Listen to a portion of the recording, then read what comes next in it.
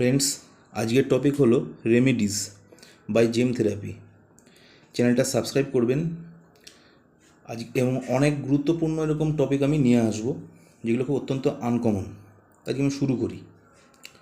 প্রথমেই লেখা রয়েছে, ইফ এনি প্ল্যানেট বা planets posted in 6, 8, 12 then remedies should not be done whimsically. এর মানে হচ্ছে, যদি কোনো প্ল্যানেটস মানে একাধিক প্ল্যানেট যদি 6 নম্বর ঘর বা 8ম ঘর বা দ্বাদশ ঘর জননকুণ্ডলিতে থাকে, তাহলে কোনো ধরনের রেমেডিস খুব খেয়াল খুশি মতো যখন তখন করা যাবে না, অনেক ভেবে চিন্তে দেখে শুনে করতে হবে।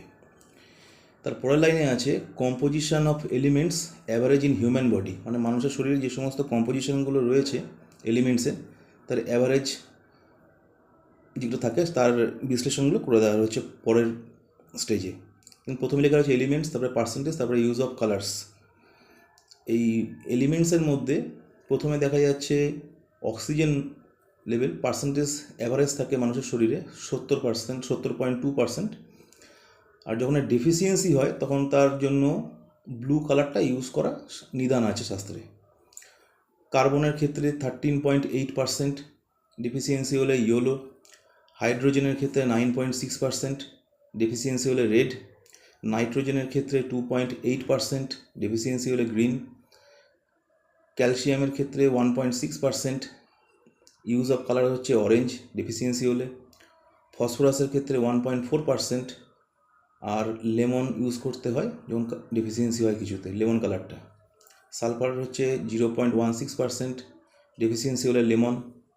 সোডিয়ামের ক্ষেত্রে হচ্ছে 0.1%, ডেফিসিয়েন্সি হলে ইয়েলো। ক্লোরিনের ক্ষেত্রে 0.09%, ডেফিসিয়েন্সি হলে গ্রিন। ফ্লোরিন 0.08%, ডেফিসিয়েন্সি হলে গ্রিনিশ ব্লু। পটাশিয়াম 0.03%, ডেফিসিয়েন্সি হলে রেডিশ পার্পেল। আয়রনের ক্ষেত্রে 0.015%, ডেফিসিয়েন্সি হলে লেমন। ম্যাগনেশিয়ামের ক্ষেত্রে 0.002%, ডেফিসিয়েন্সি হলে ইয়েলো।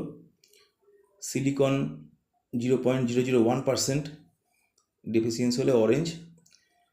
কপার পাওয়া গেছে, ফাউন্ড, ডেফিসিয়েন্সি হলে অরেঞ্জ।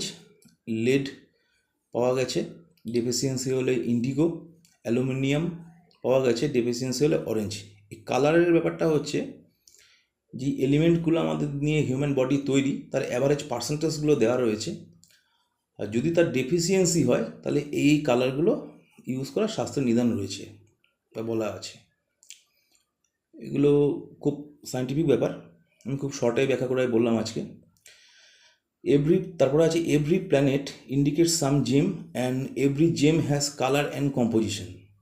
মানে প্রত্যেকটা প্ল্যানেট এক বা একাধিক জেমকে ইন্ডিকেট করে, অরিজিনাল জেম হোক বা সাবস্টিটিউট জেম হোক বা এনিথিং। আর প্রত্যেকটা জেমের একটা করে কালার থাকে এবং তার একটা করে কেমিক্যাল কম্পোজিশন থাকে। এই কেমিক্যাল কম্পোজিশন জেমের ম্যাটার নিয়ে আমি আগামী দিনে আসবো। আজকে এই ভিডিওটা রেমিডিসের শুরুয়াতের ক্ষেত্রে প্রথম ভিডিও। এই বেসিক জিনিসগুলো, সায়েন্টিফিক যেগুলো ম্যাটারগুলো রয়েছে সেগুলো একটু জানা উচিত বলে আমি প্রথমে দিলাম।